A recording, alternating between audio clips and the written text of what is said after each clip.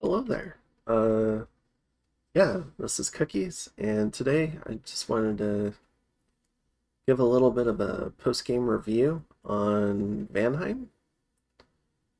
I've now finished the Noob Orange game, which I was able to win, and I'm in another game called Charlama, which has gone very deep into the late game. I think turn 120 plus, and in both games I played EA Vanheim, so it's a very popular nation, so I think there's a lot of community knowledge for how to play it.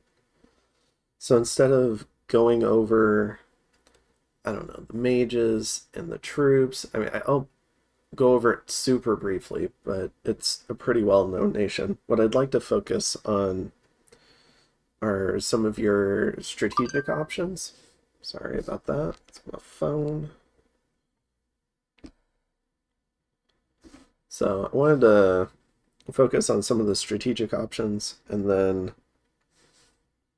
also just I know it sounds kind of weird, but maybe some of the gimmicks you can get away with as these dirty elves.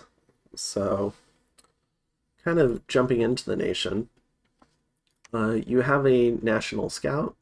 I guess the notable thing about this scout is it's stealthy 75. So if the enemy is patrolling out one of your like more basic scouts, I guess you can send this one in. Another thing is, I forget, it might have slightly better armor too, so maybe it can survive a remote attack a little bit better.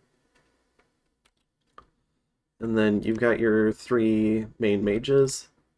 You've got the researcher, which is you can turn into a light thug in an emergency. You've got the Jarl, who is your primary thug, your evocation spammer, your blesser, because the Holy 2 is pretty helpful for that. Your raider, your blood hunter. I mean, this unit does everything, and you'll never have enough of them. And then you have your Vanadrot, who, I mean, you can thug them, but I don't think they're going to do anything crazier than what a Van Jarl can do. But what they do bring to the table is a lot of your big battlefield magic, so they can lead Sabbaths with your Jarls. They can do Storm, Fog Warriors. They can create Watchers. Um, the Death ones in a Sabbath can do Wind of Death and Wailing Winds. And then the Blood ones can do Blood Rain, and they can also help break you deeper into blood. Give me 1 second. I'm gonna close Discord so it stops beeping. All right. So, yeah, really good mages. You also have the Dwarven Smith, who can do some forging. I really like twice spawning the death randoms. It's only 5 death gems, and then I like taking the Earth 2 Death 1 randoms and marching those with the armies.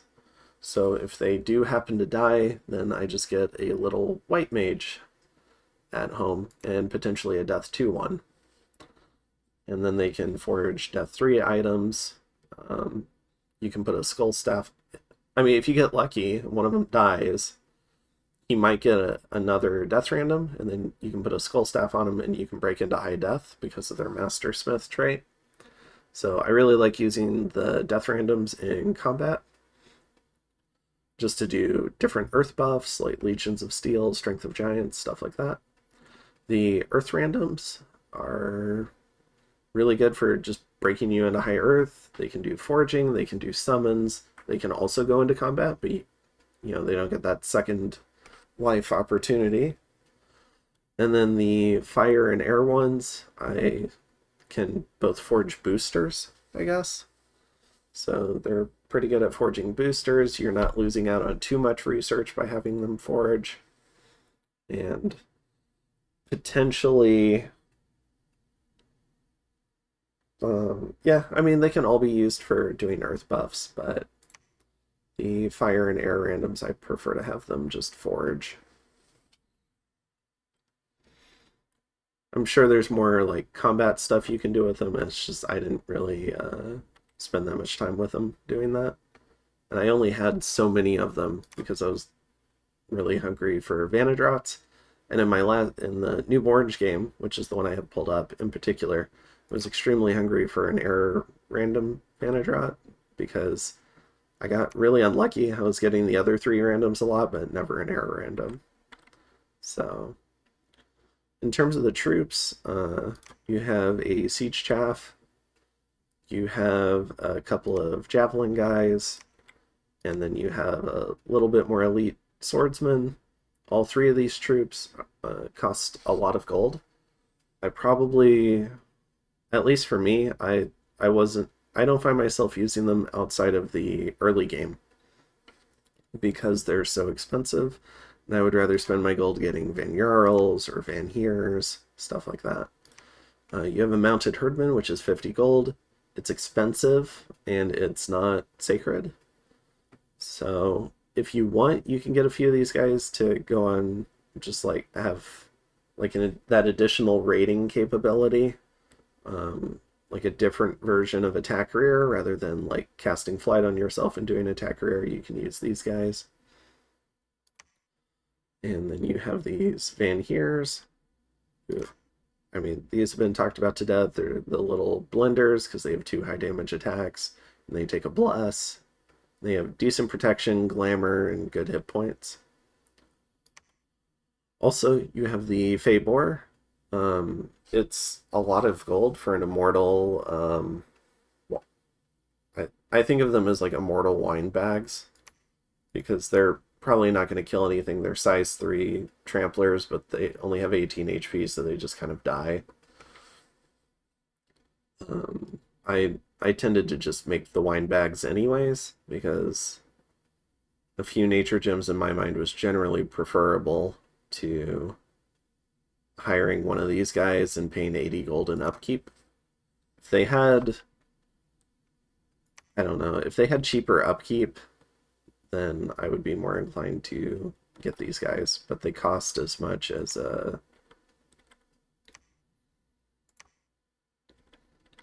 like almost cost as much as a Van Jarl in upkeep, and I'd rather have another Van Jarl. So those are the units. Just wanted to kind of go through those really quick.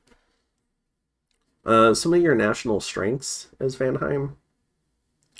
You have the famous ability to elf people. You elf people with the best of them. The majority of your national lineup is stealthy and glamored. Additionally, in any summons or indie troops that are also stealthy play very well with your national vans, especially stealthy mages.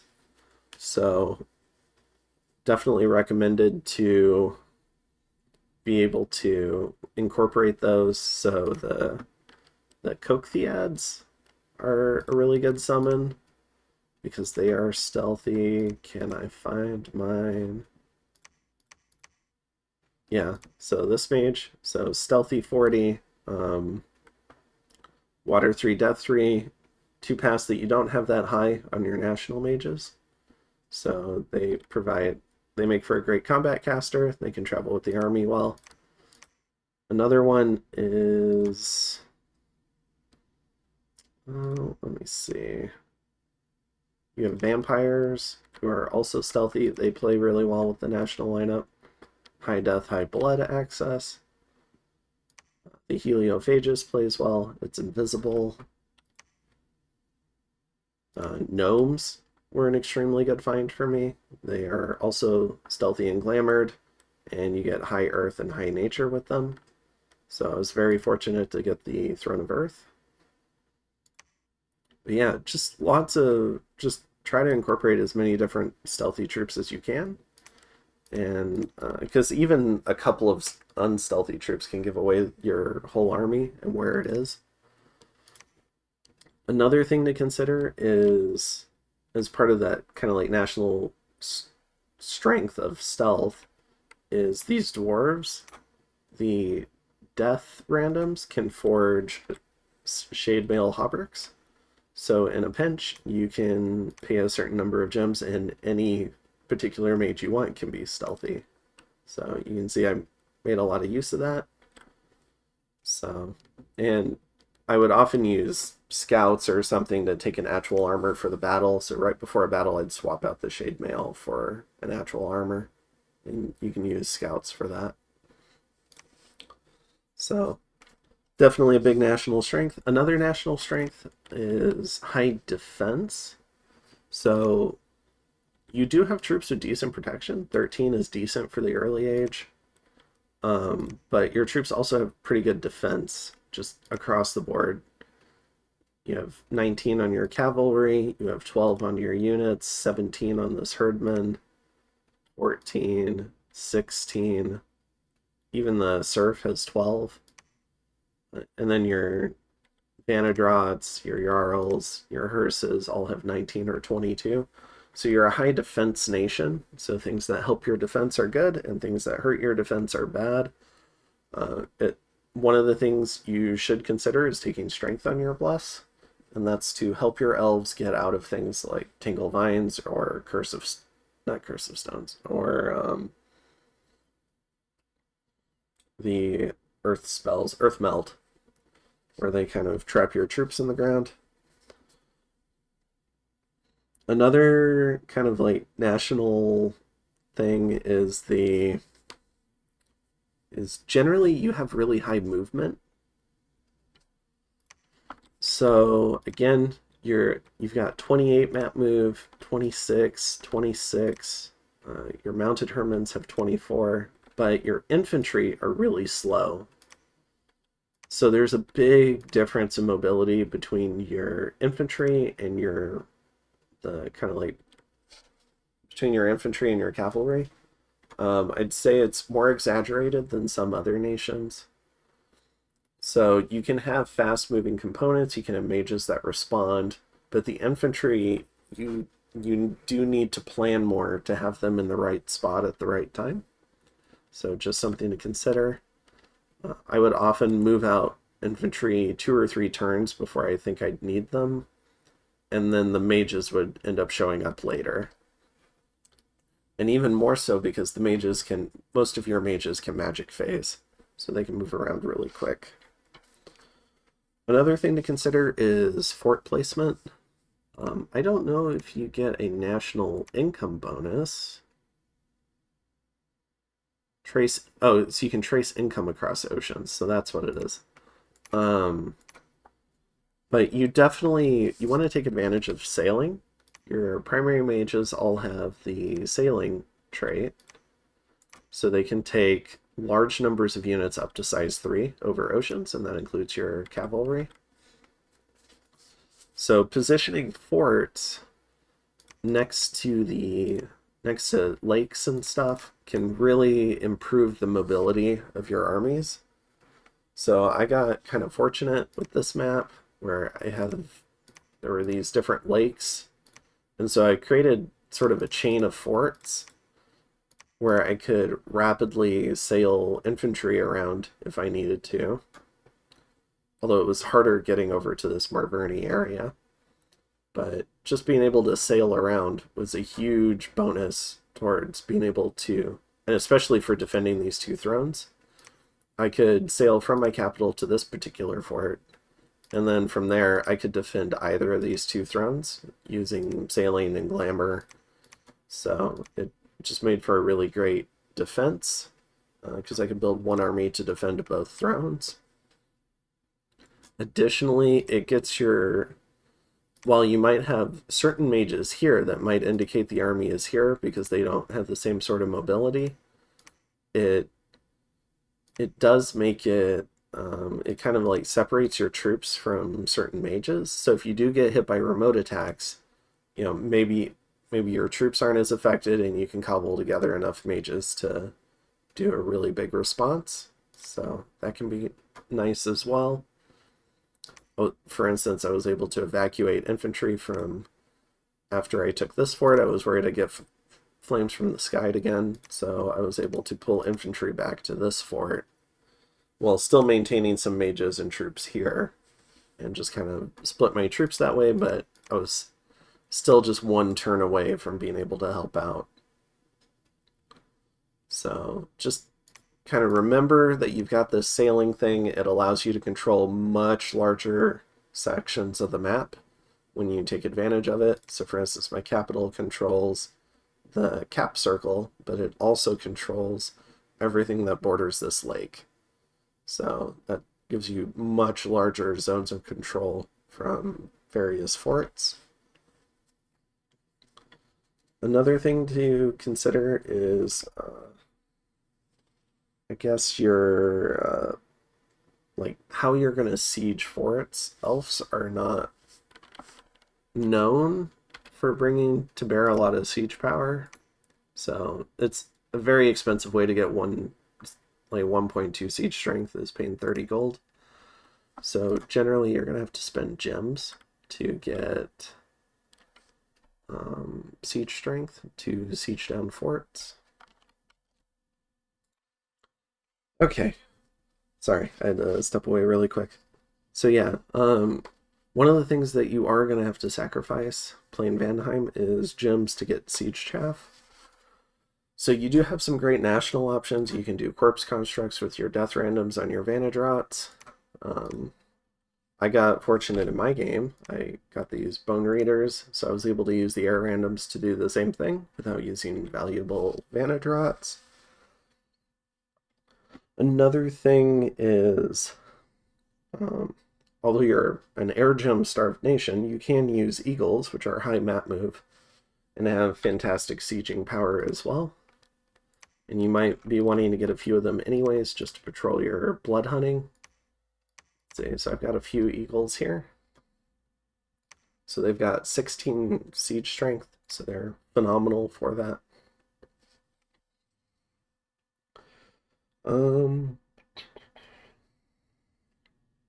But yeah, early game, it can be really difficult to come up with the siege power. I think you saw that in this game. It took me a few turns to put together the siege strength to crack Marverni's fort walls. I ended up having to hire a lot of indie soldiers. I ended up hiring these serfs, which are not good units. So definitely something to consider. It's why I tried to make a partnership with Calum, where Calum would take Marverni, the capital, and I could take a bunch of land, and then I'd be a free agent again to go elf someone else, or vulture someone else. Another thing to consider is when you're getting this siege chaff, you need to really work hard to protect it. It's typically not great at fighting. Corpse constructs in particular have extremely low magic resistance, and so they can be a liability in the late game. So you need to be really careful about how you position it around your mages, especially in the late game. Or you need to work really hard to kind of protect your siege chaff in the back while your Vanheers do all the killing, so you don't lose it.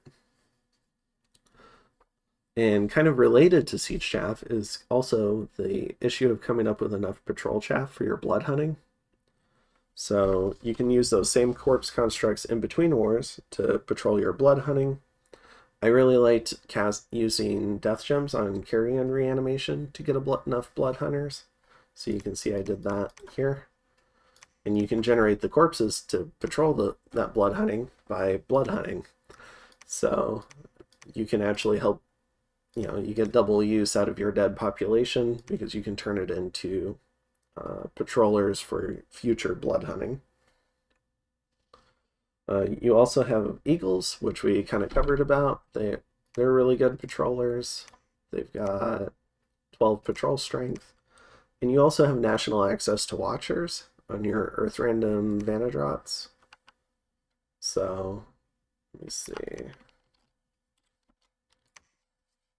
I think it's air. Yeah. So you can get these guys, and they have a 50 bonus to patrol. So, another great option for getting some patrol chaff. So you do run into these issues, but on your national mages, you have the tools to fix these issues. It can just, it'll take gems out of you. And potentially it'll take a lot of air gems out of you, which you want to use for other stuff. So any other way around it that you can find, either getting, I don't know, maybe like Call of the Wild for some wolves, although you also really love nature gems as Vanheim. I think I had a werewolf somewhere. Maybe he died. Or I'm just blind. But yeah, I mean, there's a lot of good options for patrolling. Yeah, here he is. Found the werewolf. So, and this guy can summon wolves. So you gotta kind of be on the lookout for different things that can help save your air gems, and just keep those in mind. Another thing to consider is different ways to improve mobility for your infantry. So if you break into liches, you can do Stygian paths. You have the stealth on your units, especially your Vanhears, to where hopefully you don't lose too many using the spell. You also, if you can take Astral on your Pretender, you can do things like Astral Travel or Gateway, and you can bring all your infantry with you, and then their movement speed isn't a big issue. So you can see we brought tons of infantry with us. Well, I guess another form of patrol chaff is when you break into vampires, they will create their own patrol chaff, which is really nice. Another national strength for Vanheim, and Vanheim has a lot of strengths, not a whole lot of weaknesses. I would consider them a really strong nation. Is you have a lot of options for remote attacks. So you have your national mages who can all cloud trapeze. You have and do air elementals. So they can either cloud trapeze as thugs or air elemental summoners. So there's a lot of variability there. You don't necessarily have tons of water and fire gem sinks. So you do, if you break into those paths, you can definitely do Murdering Winter and Flames from the Sky to help reduce enemy armies while you jump on enemy thugs with Cloud Trapeze. You can also combine stealth attacks with Cloud Trapeze to hit medium-sized armies in the magic phase, which is kind of OP. You can do a very light birding of people, so you can hit people with what's the spell called? The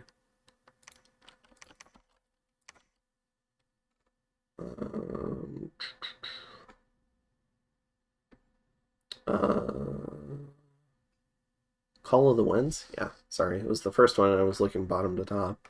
So yeah, you can hit people with Call of the Winds to kind of do that sort of raid. You can also hit people with Horde from Hell pretty easily as well. So if you need a little bit tougher troops, you can do that. And in both cases, you get to keep them afterwards, and they make great patrollers between imps and the hawks. So there's some synergies there. Also,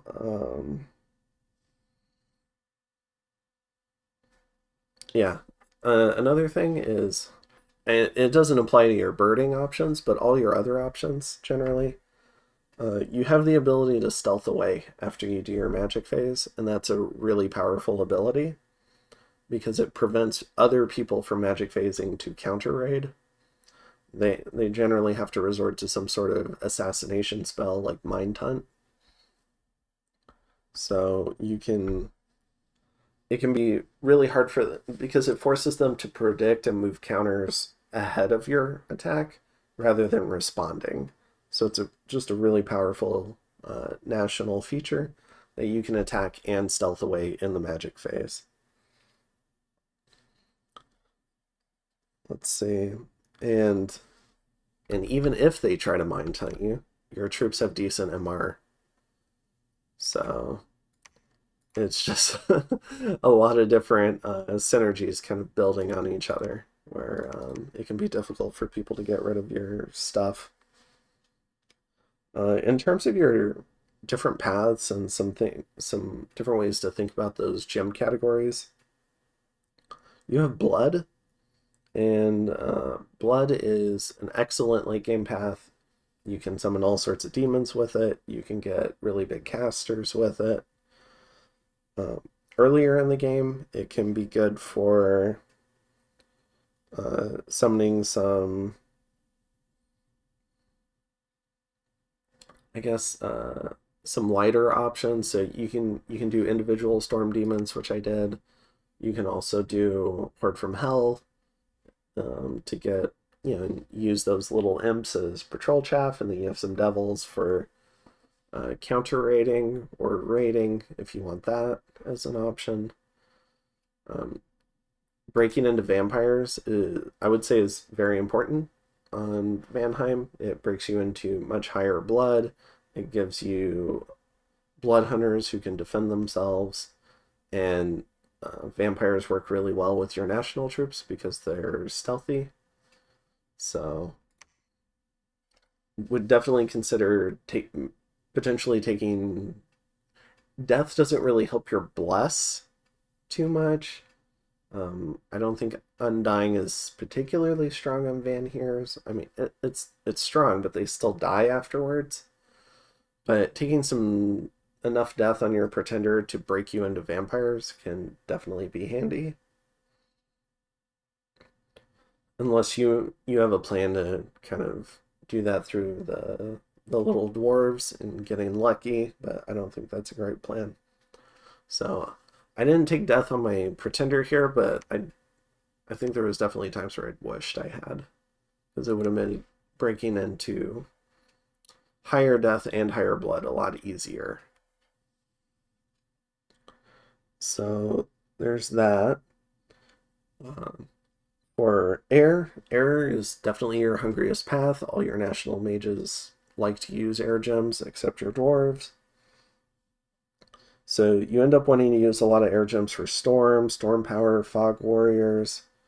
You might want to use it for items like the storm staff, different pieces of gear. Some of the air gear is really good for defense or encumbrance. You'll also end up using it for battle summons like elementals. You'll end up using it for your magic phase attacks like Cloud Trapeze. You'll want certain air globals like Dark Skies, or I'm forgetting the one that the Gem Gen. Is it this one? Mass Flight is good. Arrowfend is good on your troops because you don't have archers. Gale Gate is another global you'd want to consider. So there's a lot of demands on air gems in Vanheim, and the strength, in some ways, the strength of your mid game can be measured in air gems because it determines how many air elementals you can summon. So definitely try not to waste them, and then you might end up using them on eagles and watchers as well. So you definitely want to shepherd your air gems. When it comes to death gems, you can twice spawn those dwarves like I was talking about as a way to kind of break a little bit better into death. And I don't think I spent, as kind of like a reflection on this game, I don't think I spent my death gems super well. I spent a lot of them on twice spawning these Vanadrots, and I think only one of them died, and it was because I misscripted it. So that was the head of HR. So, oh, and this is another little thing you can do with air gems, empowering. But yeah, I think my favorite use for death gems in this particular game was either getting a death summon like an immortal, which would be liches or wraith lords. But I ended up using it the most on carrion reanimation just to get more patrol chaff out faster, so I could scale up blood hunting. So I think that's a really good use for death gems on this nation. When it comes to astral, I mean, Astral is such a good path. Anti-magic and Will of the Fates both work pretty well on elves. So being able to pull that out would be great. And then being able to move around with Gateway for infantry is really strong. But it can be hard to break into Astral. I got lucky with a lot of indie mages in this game, but I don't think I really got an indie astral mage like a shaman or a crystal mage. I mean, they were up here, but this is Helheim, Fomorian, and then Helheim territory for a long time. And I ended up getting the lightest breakthrough on these wizards with some of their randoms. And I had a mercenary on full-time hire until he left because of his astral access. So definitely consider how you're going to get pearls, how you're going to break into astral. It can be good to do that with your pretender. And being able to move around infantry later in the game can provide a late game use for astral on your pretender. So I do kind of recommend that, along with death. When it comes to earth, your troops do take earth buffs pretty well. They're not the most damaging troops in the world, so even the Vanheim getting them up to like 25 damage can help them punch through 20 protection pretty reliably. You can get these guys up to 21 damage, and then your thugs also like it. It's the hoof up to 17. It's the broadsword into the 20s. So your troops take earth buffs really well. So I do recommend recruiting those dwarves and, tailing them along with the army. It can really slow down your army though, and they're not stealthy unless you give them a shade mail. So it can be difficult to use the dwarves in practice. Like, in theory, it's great. Like, they take the earth buffs really well, but the enemy getting to watch two little dwarves walk across the screen is kind of a big tell. So sometimes you have to consider if it's worth it or if you'd rather have the surprise factor. The times I like to recruit dwarves is one of the things you'll notice is they're a lot cheaper in gold cost than your Jarls or your Vanadrots. So I really liked recruiting the dwarves when I was building infrastructure because they're a lot cheaper and they take two turns to recruit. So it's a really good time to recruit dwarves when you're building other stuff, and then they'll save you a little bit of money while you do it as well. And I also like recruiting them at certain points in the expansion phase when you're definitely a lot poorer, and it can keep your mages recruiting. Like, you're still recruiting mages. It's just it will hurt your research to recruit them because they come out slower, especially in the expansion phase, but I think that's as good a time as any is to recruit them, and it won't impede your recruitment of other units like Vanhears. You can even recruit an extra Vanheir because they're not sacred. So I really like recruiting them in the early game and when you're building up infrastructure. When it comes to, I guess a little bit of an Earth gem sink is I really like the Troll Kings because you can get your big Earth buffs out. But if you want a troop that you can add in as kind of like a front line while you flank with elves or whatever you want to do, I recommend the Clockwork Horrors. They have a lot of resistances. I think they transition reasonably well into the early late game. And you can kind of fill out your armies with them a little bit. And they've got decent damage, perfect morale. They can play under fatigue plays. They can play under morale plays. So, well, maybe they don't do fatigue plays as well, but they will do morale plays really well. So I do like the Clockworks. Additionally, if you're doing something like Wrathful Skies, especially a Wrathful Skies trap, or if you're doing a Foul Vapors trap, Clockworks are a really good option as kind of that more expendable unit than Vanheim's for holding up the front line while those spells do their work. And they've got the appropriate resistances for that. When it comes to nature gems, I would call nature a key path to break into. It's not on your national mages. Fortunately, it's one of the most common indie mages. And that's because mass protection is just really good on Vanheim's. You can take fire resistance on your bless to negate the penalty from mass protection, and it makes your Vanheim's and your other troops a lot more tanky. Also, your thugs really love having vine shields and rings of regen, particularly the vine shields though. So being able to forge those for your thugs is really nice. You can see I have a vine shield thug right here. So definitely like you you can definitely consume all your nature gems. You can see here even at the end of this game I was spending all my nature gems. For water, I really like water gems in the late game as a way to put resistances on your troops. So if you take a resistance bless, which is what I did, there's different pros and cons to strength to stat blesses versus resistance blesses. I happened to take a resistance bless in this game, and it really came in handy when I was fighting into all those globals.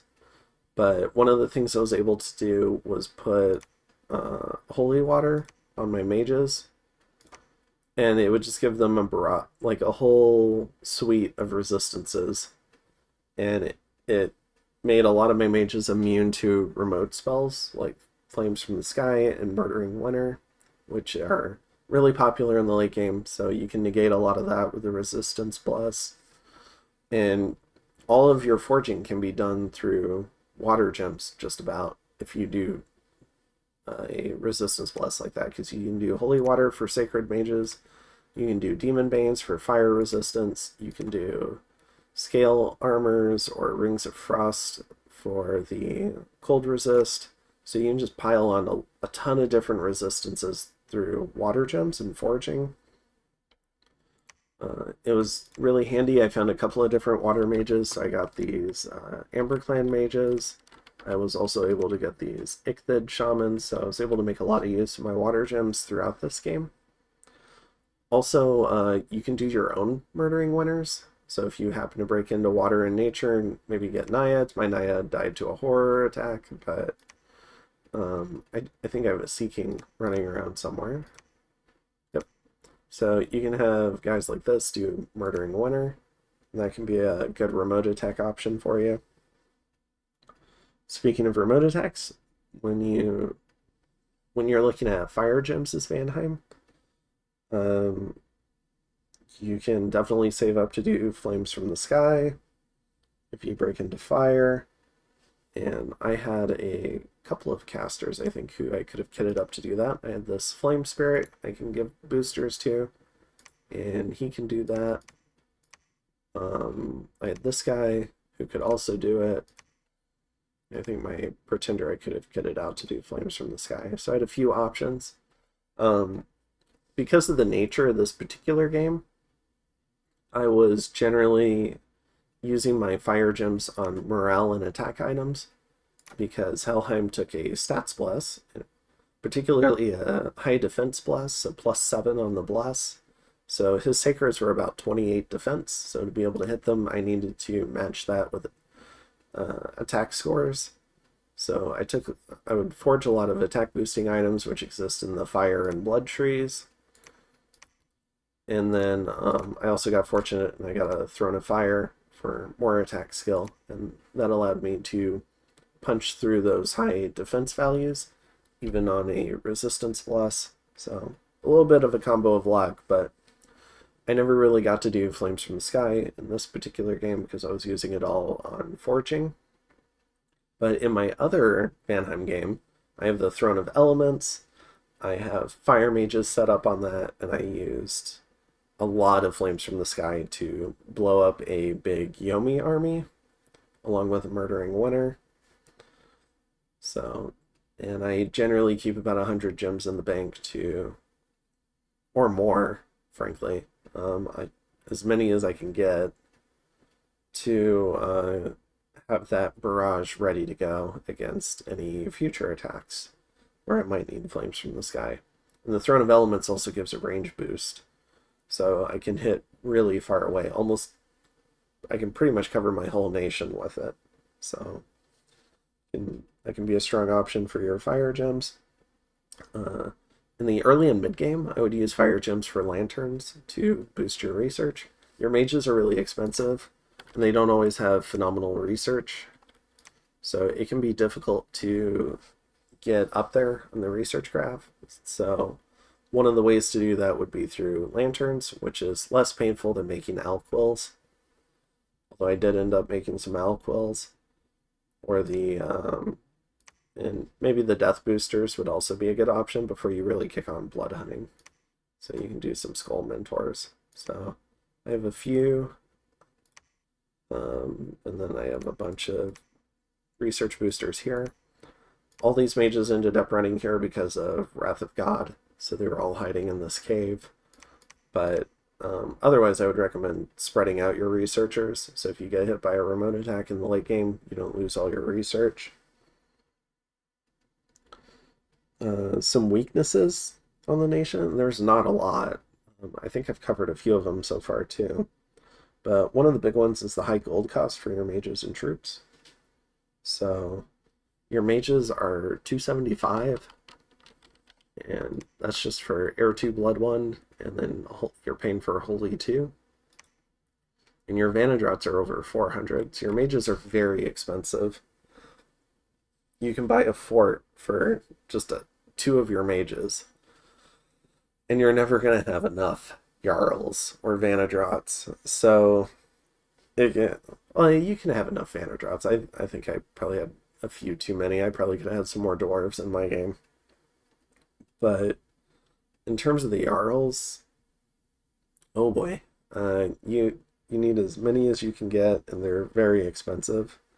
The troops, even though they're good troops, they do kind of phase themselves out just because of their high gold cost and high upkeep. So elves want to be paid well to go to combat, and I definitely was not willing to pay for them that often. It's a little bit different from with Vanheim's because you want to take care of them. You spend 40 gold on them, but they only cost 16 a turn, and they're significantly better than your other national elves. So I would find myself generally always recruiting Vanheim's, except in my other game, which has some unique circumstances related to Armageddon. But yeah, just very good troops, but they're very expensive. So you can see I virtually never recruit the Elven Infantry. And that means that kind of brings home how important it is that, you create an excess of your siege and patrol chaff so that you can use them to fill out armies. You use those clockwork horrors to fill out your armies, just different summons. Definitely recommend trying to fill out your army a little bit with different things. Demons can be another great filler, especially in the late game, so I had a lot of those. But this army ended up with definitely more patrol chaff. So yeah, just like whatever garbage I could find, put it in a line, and then do a bunch of evocation spam behind it. Is a very common mid-game Vanheim army. So another thing to consider is forts. It's kind of like a weird national anti-synergy where you want to have a lot of Jarls and you want to be able to replace them quickly if they die, but you don't want to have too many forts because forts negate your big national strength in doing remote attacks. So if you do a remote attack or a magic phase attack on a province that has your fort on it and enemy troops are besieging it, they're just going to go inside the fort.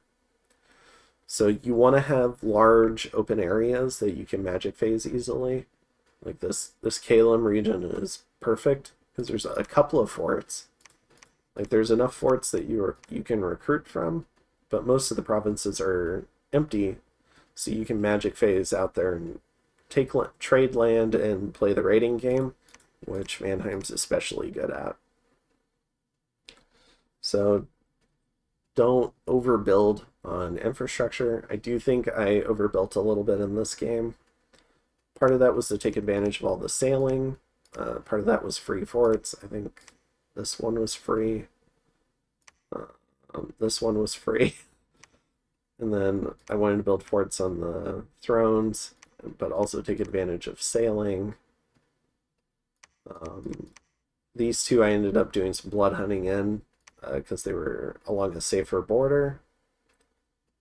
And then this trio of forts was probably a little bit of overkill. So you want to be careful with how many forts you build. Generally, as a player, I like to build my forts in pairs at least. So if one gets shut down, maybe I can still recruit from the other and try to break siege from it. So I think forts do often like to be next to each other. Gives you two places to hang out in, stuff like that. Specters are another good death sink for hanging out with your troops because they're stealthy. And you can use the astral randoms to stop people from mind hunting you. So specters are a very good death sink as well. And they help break you into astral just a little bit. So having gone through all that, some of those like national strengths and weaknesses, what do you do? In the early game, I think you have a few different options. You can do lightning spam, so you can run down the evocation tree to try and get storm power, and lightning as quick as possible. You can run down the conjuration tree to get air elementals. And you can also run down... I guess you can focus on your dwarves and your Vanheers. I mean, this is something that's not entirely research dependent, but you do need some construction research. So you can run down that tree and get... I think enchantment has the strength of giants. Yeah, so you can get enchantment 3 and construction 3.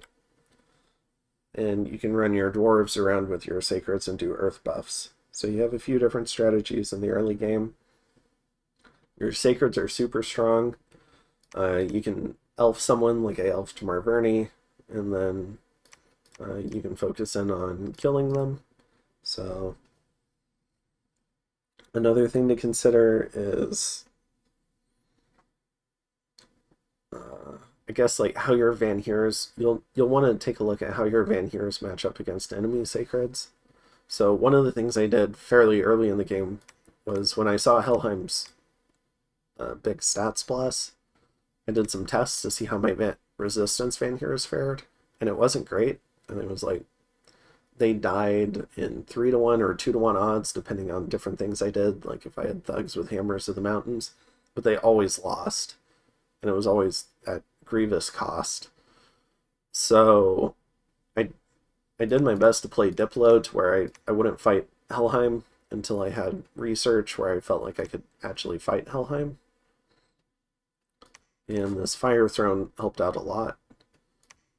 So that is something to consider, is how your sacreds will fare up against other sacreds. If you take a resistance bless, you might not want to try and punch into certain stat blesses. So just think about it. When you get into the mid game, that's when you start having some more tools come online. You can start doing magic phase counter raiding because you've gone down and gotten Cloud Trapeze. And you have a few different options. You can do air elementals, you can do thugs, you can do imps. So you have definitely a few different options. The imps are kind of nice because in terms of summons, because it doesn't use air gems, and you're already using air gems on the Cloud Trapeze. So you can also, your lightning spam gets a little bit stronger. You might start mixing in some storm demons. Now you have Conjuration 5 and Evo 5, so your air elementals are stronger under storm. Maybe you have Thunder Strike now, rather than just lightning bolts. So your lightning spam can get a lot stronger in the mid game. And let's see, be right back. Okay, I'm back. Another thing to consider is you'll really want to run down the alteration tree, and that's to get all your different earth buffs and mass protection. And layering that on your Vanhears can make them a lot more survivable, especially against archers. Running down for Arrowfend, if you're fighting an archery nation, is also really strong. Although Storm and Mist can negate a lot of the archery fire if you need to. Storm will remove about half of the missiles. I think Mist gives them much worse precision. So you do have some options there. Another thing in the mid game is you should really be able to turn on your stealthy raiding parties. So when you go to elf someone, you should be able to probably hit like 10 or 12 provinces on the first turn, and that can be really strong. And you should be able to add some variety to that too. You can have elves that are summoning stuff, you can have thugs, you can have other mages that you've gotten that are stealthy, you can have maybe it's a Sea King with a Shade Mail Hauberk, that can be kind of nasty. I mean, you have a lot of options on Vanheim for opening up the stealthy raiding game. As you start moving into the late game, your blood economy should be really taking off. You should start being able to put in a lot of demons into your armies. Hitting Blood 9 is a really nice research objective because you get all the mass summon spells. So I think it was one of the first 9s I got. Just being able to get all these different demons. And you synergize really well. So a lot of people talk about the storm demons, but you also synergize really well with the Fiends of Darkness because they're stealthy. Storm demons are not stealthy. And they can also chuck a lot of lightning that will kill your own troops. So they're really good, don't get me wrong, and you have the national paths for it. But Fiends of Darkness, I think, are somewhat underrated. So being able to fly like 100 Fiends of Darkness just out of nowhere because they were stealthy on a stealthy vampire, and combine that with the Force of Vanhears on a Jarl who can bless them, and just showing up on someone's fort is really underrated. So you can see I made heavy use of Fiends of Darkness. A lot here, a bunch of them here. And something else you can combine with them is vampires with 2 boosters. So it can be tricky to cast. But you can, if you give them, I think with 1 booster, I mean, actually, you can do it with any vampire. You just throw them into a Sabbath, but I don't like micromanaging the blood slaves on Sabbaths. But if you throw out Darkness for your Fiends of Darkness, they'll get a lot stronger. If you take, and I think that gives some argument for taking some sort of dark vision bless on your sacred so that they can operate in the dark and work well with Fiends of Darkness. And Rush of Strength is extremely strong on all your units. It replaces the need to run around with dwarves. And I forget, there's another blood spell that you can do that will also make your demons fight better. Bloodlust, yeah. So Rush of Strength. So there's a lot of synergies with running down all the way down to Blood 9 at some point. Maybe that's something in the late mid game. So maybe you get your first few 7s, maybe in alt or enchantment and construction. Maybe you have a 5 or a 6 in conjuration, and then you're just sprinting down blood and really gearing on that blood economy. So definitely something I would recommend.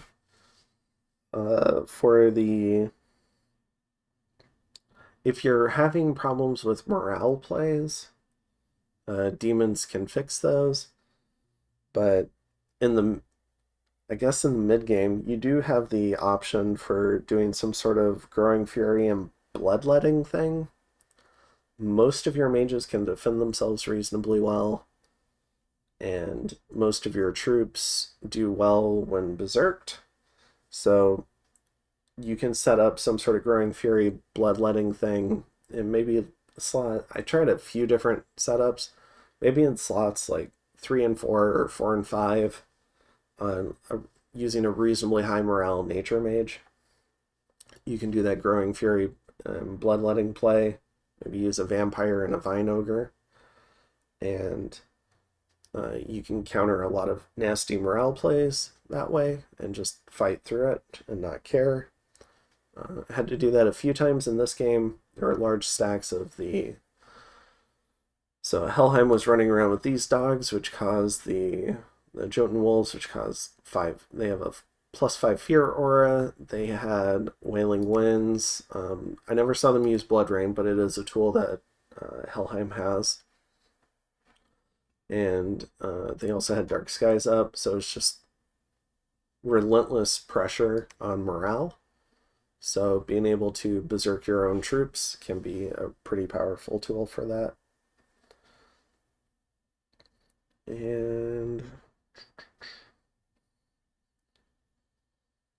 another thing too that you can kind of consider is if you don't have a lot of troops in an area, it can still be worth it having some of your dwarves forge gate cleavers. And you can have a few, and gate cleavers are, I mean, they're already pretty nice weapons. I believe they're armor negating. And you can throw a few gate cleavers on some Van Jarls, and you can have a somewhat like mage-based army that can still crack forts. So you can do like, you can even throw in a crumble if you need to, where you send a few mages to a fort, you cast crumble, use gate cleavers, and they crack the fort, and you can assault with essentially mages. So you have some unique abilities to really crack forts in the late game. And that's in addition to all the stealth, like you can have whole stealthed armies. And so, especially with flyers who have a lot of bonus siege strength. So you do have a lot of, while it can be tricky in the early game, I believe it becomes kind of a national strength in the late game, your ability to break down fort walls. Another thing is when storming forts, so not only can you break down fort walls pretty well, but you have really easy national access to mass flight, and most of your mages can cast Gift of Flight, so you can really easily just hop over fort walls and assault forts. Taking forts should be extremely easy for Vanheim, especially transitioning from the mid game into the late game and then beyond. You have a lot of tools for taking forts, so don't let that scare you.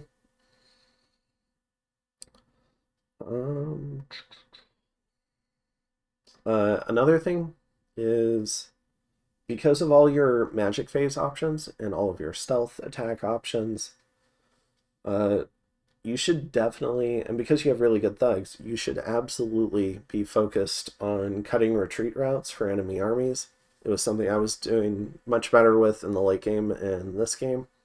I cut all the retreat routes for this Helheim army, and even a small side force that was tagging along. I think I took like all of these to cut those retreat routes. There was another Helheim army in this fort, and I took all of these retreat routes. So you have a lot of different raiding capabilities, and you should use those to control the strategic map, so that when you take a good fight and you manage to win, the enemy army is wiped out. And then your mages and your thugs have the speed, like the map movement, to really take advantage of a victory or two and just take a lot of land from the enemy after you secure a win, and it can really secure you the war in that way. So you can take one big fight, you can cut their retreat routes, you can win, and then you can spread all over their nation extremely quickly. And they're not going to have the capability to raise new forces fast enough to give you an honest second fight. So definitely make sure you're cutting retreat routes. And then I guess my final point on the late game strategies is you're a very capital dependent nation. If you get a coastal start, you're probably going to have trade wind up for the bonus income. We're getting 800 from Vanheim. Your big national mages, the Vanadrats, can only be recruited here. Your big national sacred, the Vanheir, can only be recruited here. If you don't dome Vanheim, you deserve whatever remote attacks happen to your capital. You should absolutely have domes on Vanheim.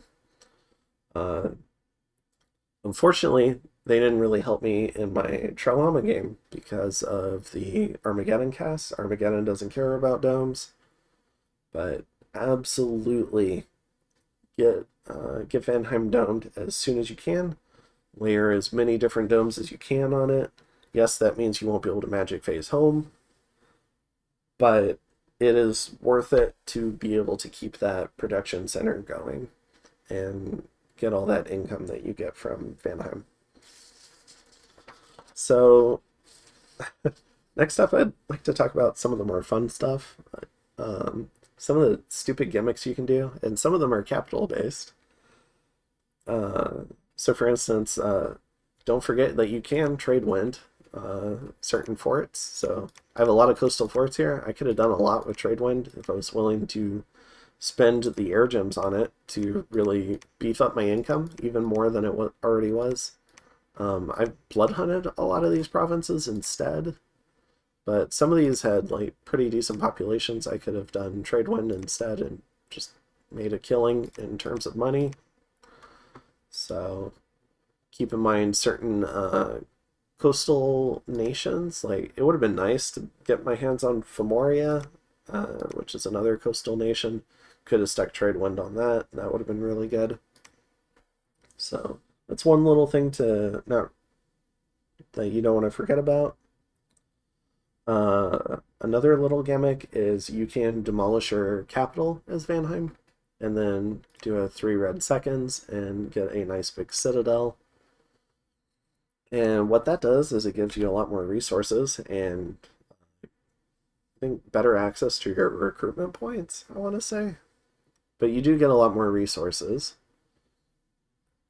And so you can take full advantage of your Vanheirs if you end up with a lot of temples on a bigger map. It allows you to have 2 Vanadrats in the recruitment flow at a time. Because you get 3 recruitment points, sometimes you're going to go over, and you can have 2 in the queue at a time, so you get your Vanadrats out a little bit faster. So I think it works out to 1 extra Vanadrat every 4 turns. So that can be useful. And it's just a much tougher fort. It can help you protect your most important province a little bit better because you'll have a bunch more leeway on your siege power because it's 750 wall integrity as well. So, and I think the admin bonus is pretty decent. Admin 60. I forget if that's better than a wizard tower. Yeah, so it's better than a wizard tower. Better than your national forts. And so you can make a lot more money that way too by sticking a 3 red seconds fort. Another little gimmick is one that I hinted at earlier. You can empower a vampire in air, and that gives you, without having to do a Sabbath, it gives you the ability to do Wind of Death and Wailing Winds, and that can be really strong. And a magic phase Vampire Lord is also really strong because, again, they can stealth away. So it just having like I called him trap card because he was my trap card, but having a mage like this in your back pocket is really strong and gives you a lot stronger capabilities, especially in the magic phase. because it's really expensive to magic phase a Sabbath Communion. So definitely worth considering empowering a Vampire Lord and Heir. You don't have to do it twice like I did. You can give him an Heir hat, but then if he dies, you lose the Heir hat, and then you have to give him a new Heir hat if you want him to magic phase again. So I chose to do it twice and risk mind hunts and stuff like that. I would be careful about how you deploy a mage like this, because I would definitely try to mind hunt this if I were another player. So using the specters we talked about earlier, that can be a great way to deter the mind hunts by having stealthy astral mages move ahead of time to where the magic phase attack is going to be, and then they can protect your mage from mind hunts. Let's see, do I have any? Yeah, so you can move a specter with an astral random, and you can get that going. Another little thing is if you put poison resistance on your bless, which you're, because of the ubiquity of foul vapors, you are somewhat incentivized to do. So if you put poison resistance on your bless, most of the troops you're actually going to use are all sacred. This guy is sacred, this guy is sacred, and this guy is sacred. So you can have whole armies of only sacred troops. And if you happen to come across a water nature mage, which I did in this game, in a couple of different ways. Another option are these horticulturalists who can get a water random. What you've just done is you've built in the capability for your nation to do foul vapors traps, and other players might not suspect that. Because if you're just coming at them with a group of sacreds, and like, honestly, like, so only one of these was stealthy, a horticulturalist, so this was a pretty cool find to get. But you can forge a Shademail Hauberk for one of these other mages, like this one, and you can stealth them in with your army. You can give them just like a little ring of poison resist, and then you can do a foul vapors trap where your whole army is immune to foul vapors. And that's not something that you might think of when you first look at the nation. Also, certain summons you're incentivized to get, like Clockworks, are also immune to poison. Corpse Constructs are also immune to poison. So I had a foul vapors trap set up on this throne for the longest time behind just walls of undead.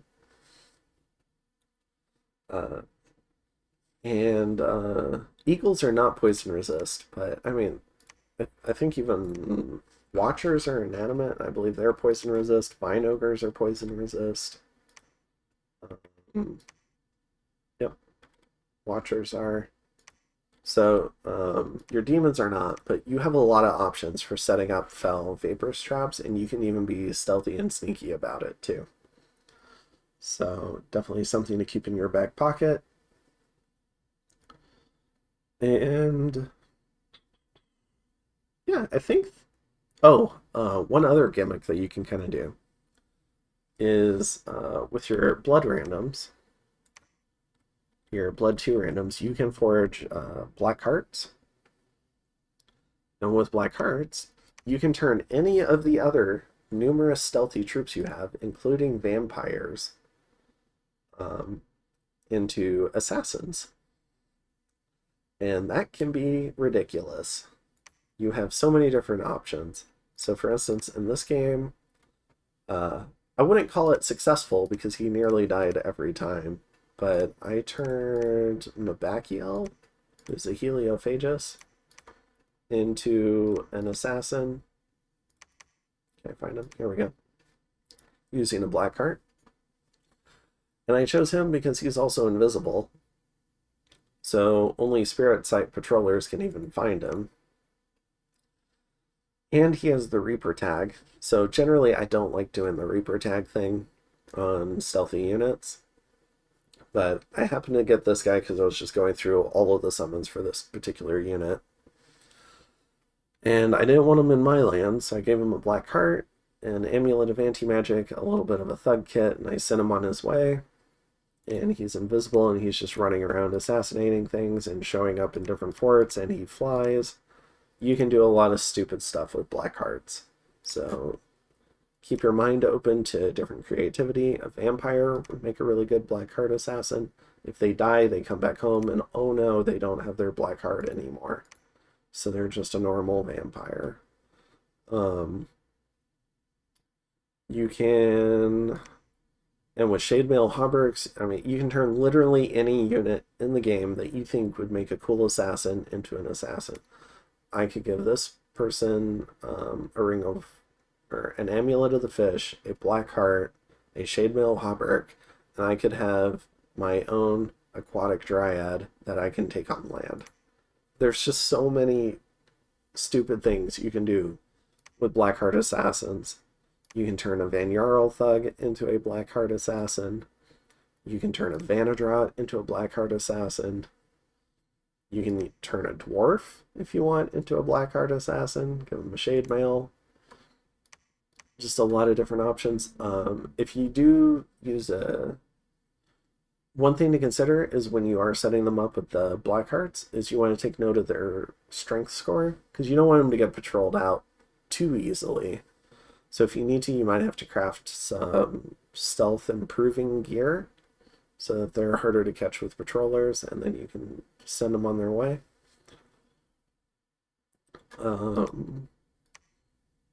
Oh, I've got a couple of my national heroes here as well. So we've got Sylvis, who is a pretty cool fire random, can help break you into fire, can forge lanterns. Just like a really cool mage. So I really liked this one. She's got flying also. So she can, if you give her the undead crown, she can actually be a stealthy commander for demons in the late game. So she does have a lot of utility in the late game, and she can do a lot of the big earth buffs. So she can lead around a pack of demons, and maybe you can get her up to do fog warriors or something. So really cool national hero. Something else to consider, I guess the other national hero, I might as well talk about them really quick, is this guy. So he's a bringer of fortune, so he can give you good events. He's like a little firebird, so just having him stay alive is pretty nice.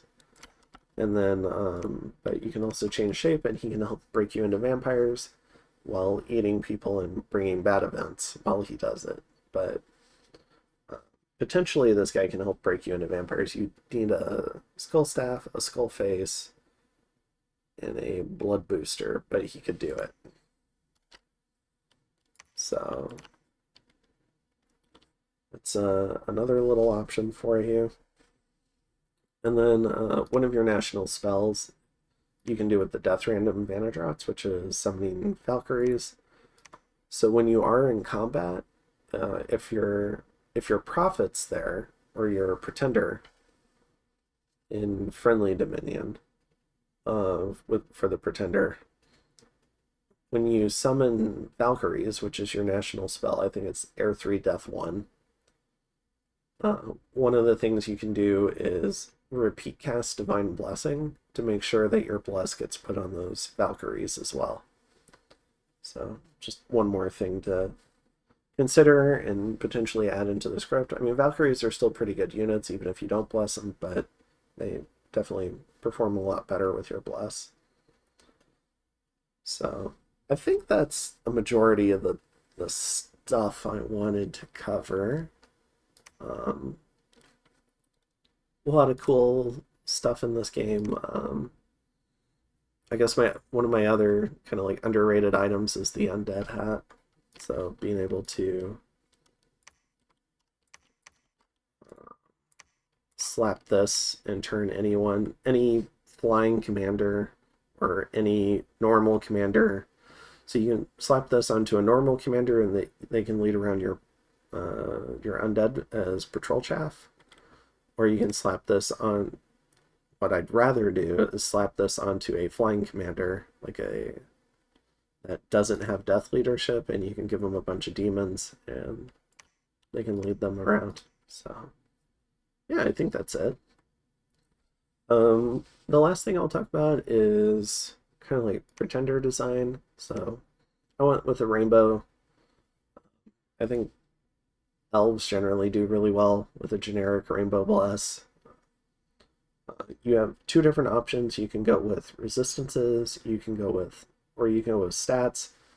I've used stats as stronger in the early and mid game, and I view resistances as stronger in the late game for a lot of the reasons I kind of talked about, where I was able to protect my mages from remote spells using holy water, or I was able to protect them from a lot of spells in battle because of their resistance bless, but I had to play scared of Helheim stat bless because I didn't have a stat bless, and I had to play scared of that all the way through the early and mid game. So I had to play around that with diplomacy. I had to give Helheim other targets like Femoria to go kill. So yeah, definitely something to consider. You can try to mix it up a little bit, do a little bit of both. It's whatever whatever works best for you. Personally, I really like at least 5 fire resist on these elves because of natural protection, so they can take that buff easier. I really like at least 5 cold resist because you play in a cold climate and you don't want to take the extra fatigue on your mages. So 5 cold resist I think is also very strong, at least that. I really like taking dark vision on your troops so that they can fight in darkness alongside late game demons. I really like taking at least a little bit of poison resist so that Foul Vapor's traps won't just wreck your army. And on the stats side, I really like taking at least a little bit of strength on the bless so that you don't fall, your elves don't die quite as hard to things like Tingle Vines and Earth Melt. Yeah. So definitely some things to consider. I think taking Astral on your Pretender is really strong, and Death on your Pretender is really strong as ways to break into those paths. Taking Death Blood as a cross path on your Pretender to get you vampires is super strong and breaks you into higher blood and really amplifies the blood part of your nation in the late game. Taking Astral can help you move around your slow infantry a lot faster. So, and finally, taking Reinvigoration can be really good for keeping your troops in the fight. I got 1 Reinvigoration from the Earth Throne, and it really helped when my berserking troops were fighting in Rigor Mortis. So it kept them going, and they were able to plow through and win the battle. So, I guess the final things to consider is I really like order and growth on the nation. You need as much gold as you can, so you want to amplify your gold scales. Magic is really nice to help with your really bad research early on. Luck is okay, but not needed. But taking extra luck can help you get down infrastructure in the early game and can help you afford more mages and troops in the early game. And then I don't think you need a ton of production. It's kind of my last bit. So just different things to consider. And if you haven't tried the nation, I hope you'll try it sometime, and I hope you enjoy it. Later.